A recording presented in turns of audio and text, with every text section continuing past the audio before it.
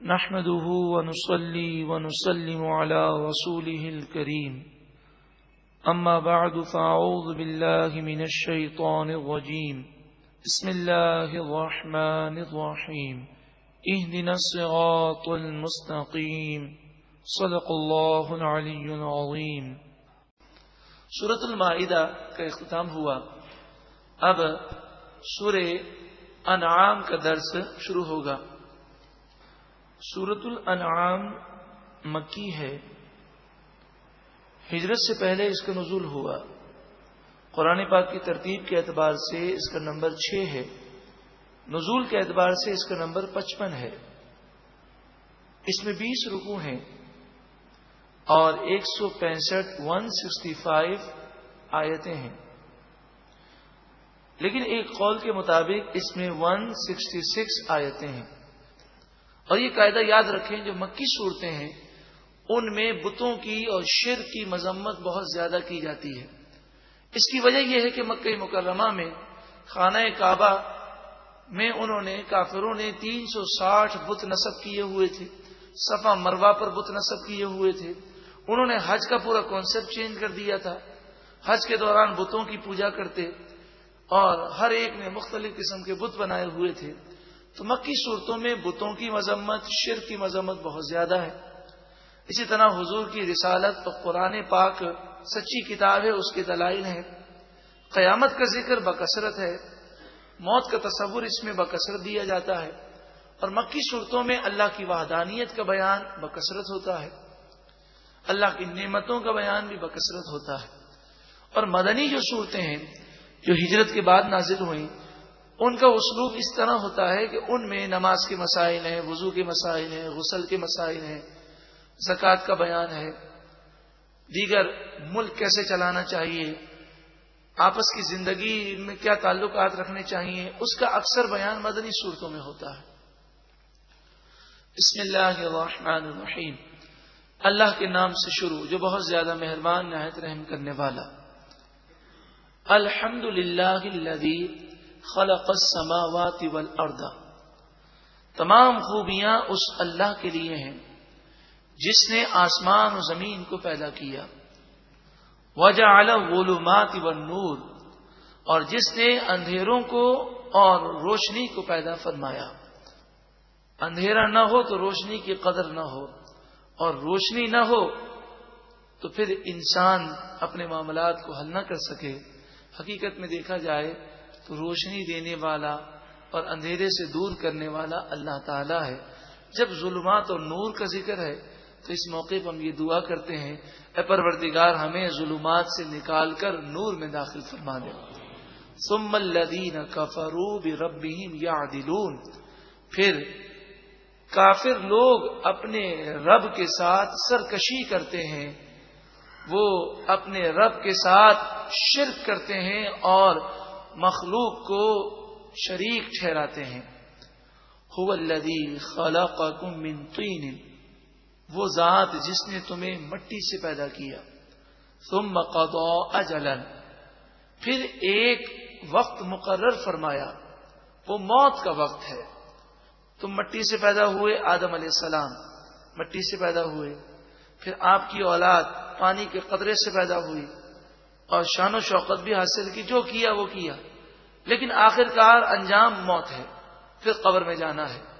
اور جس طرح ابتدا میں ہم دنیا میں آئے تھے تو بغیر کچھ لیے آئے تھے، قبر میں بھی جاتے ہیں تو کفن کے اندر جیب بھی نہیں ہوتی، جس طرح آئے تھے ویسے ہی جاتے ہیں۔ بس فرق یہ ہے کہ جب ہم دنیا میں آئے تھے تو اعمال سے خالی تھے، اب قبر میں جاتے ہیں تو نیکیاں بھی ہیں، اور اگر گناہ کیے ہیں تو وہ گناہ ہے۔ وَأَجَلٌ مُّسَمًّى عِندَهُ، اور ایک مقررہ مدت ہے اللہ کے پاس، وہ ہے قبر کی زندگی کے بعد قیامت کی زندگی کے لیے اٹھانا۔ ثم انتم تمترون، پھر تم شک کرتے ہو۔ وَهُوَ اللَّهُ فِي السَّمَاوَاتِ وَفِي الْأَرْضِ، اور وہ اللہ ہے، آسمانوں میں بھی اس کی سلطنت ہے اور زمین میں بھی اسی کی سلطنت ہے۔ یعلم سرکم، وہ خوب جانتا ہے تمہاری پوشیدہ باتوں کو، وجہرکم اور تمہاری اعلانیہ باتوں کو، ویعلم ما تکسبون اور جو تم کام کرتے ہو اللہ اسے خوب جانتا ہے۔ وما تأتیہم من آیۃ من آیات ربہم الا کانوا عنہا معرضین۔ جب بھی کافروں کے پاس ان کے رب کی طرف سے کوئی نشانی آتی ہے تو یہ کافر لوگ اس سے منہ پھیر لیتے ہیں اور اس نشانی کو تسلیم نہیں کرتے۔ فقد کذبوا بالحق، پس بے شک ان کافروں نے حق کو جھٹلایا، لما جاءہم جب وہ حق ان کے پاس آ گیا، فسوف یأتیہم انباء ما کانوا بہ یستہزئون، ان قریب ان کے پاس ان چیزوں کی خبر آ جائے گی جن چیزوں کا وہ مذاق اڑایا کرتے تھے۔ وہ قیامت کا مذاق اڑاتے، قبر کے عذاب کا مذاق اڑاتے، جہنم کے عذاب کا مذاق اڑاتے، بلکہ وہ تو اس کا بھی مذاق اڑاتے کہ قرآن پاک میں ہے کہ جہنم میں ایک درخت ہوگا جو کانٹے دار درخت ہوگا، وہ درخت جہنمیوں کو کھانے کو دیا جائے گا۔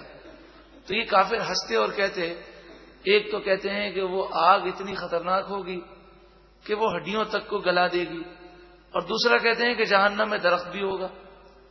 تو اگر آگ ہے تو درخت کہاں سے ہوگا؟ درخت تو آگ کے اندر قائم نہیں رہ سکتا۔ تو اس طرح سے وہ عقلی اعتراضات کرتے، اور ان کے جوابات قرآن مجید فرقان حمید نے دیے کہ وہ رب جو چاہے کر سکتا ہے، اس کی قدرت سے کیا بعید ہے۔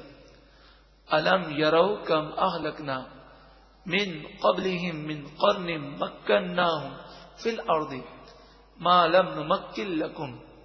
یہ کافر کہتے ہیں کہ کوئی طوفان، کوئی سیلاب ہمیں نقصان نہیں پہنچا سکتا۔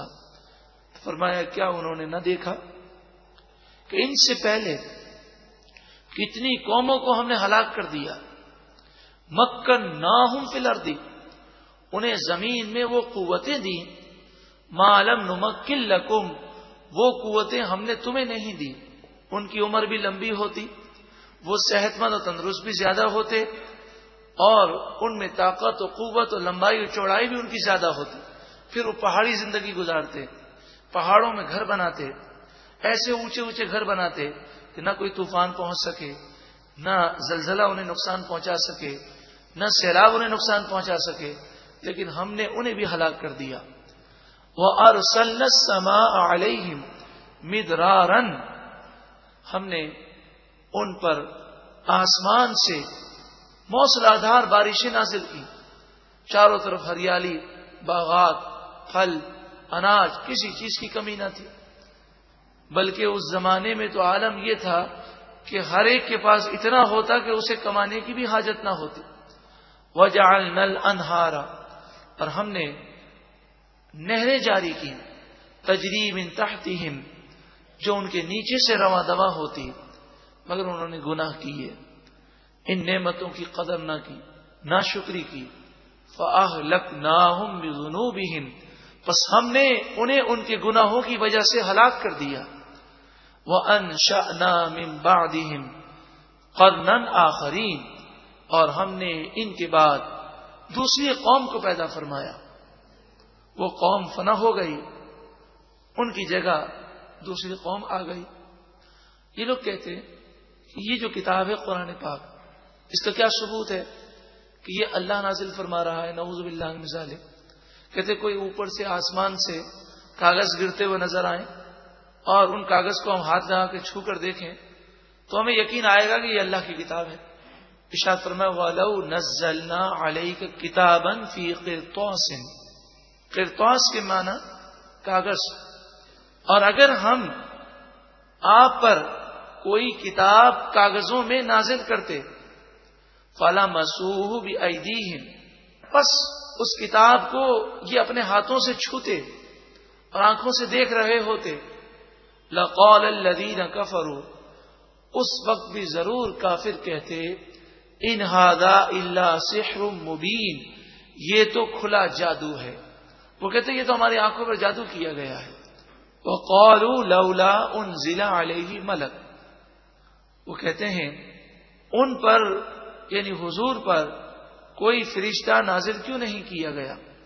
کوئی فرشتہ آتا اور وہ ہمیں نظر آتا اور وہ کہتا کہ یہ سچے اللہ کے نبی ہیں. ابھی میں نے آپ کے سامنے یہ قانون پیش کیا کہ اگر جو نشانی امت مانگے، قوم مانگے، وہ نشانی اگر دے دی جائے اور پھر ایمان نہ لائیں تو پھر تباہی ان کا مقدر بن جاتی ہے. وَلَوْ أَنزَلْنَا مَلَكًا، اور اگر ہم فرشتے کو نازل فرماتے اور یہ پھر بھی نہ مانتے، لَقُضِيَ الْأَمْرُ، تو معاملہ ختم ہو جاتا اور یہ تباہ ہو جاتے. ثُمَّ لَا يُنظَرُونَ، پھر انہیں مہلت نہ دی جاتی. تو ابھی مہلت ہے، وہ سمجھ لیں اور توبہ کر لیں.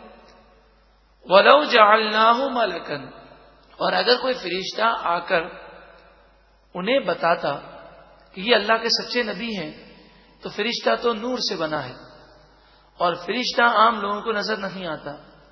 تو سوال یہ ہے کہ اس نور کو وہ کیسے دیکھتے؟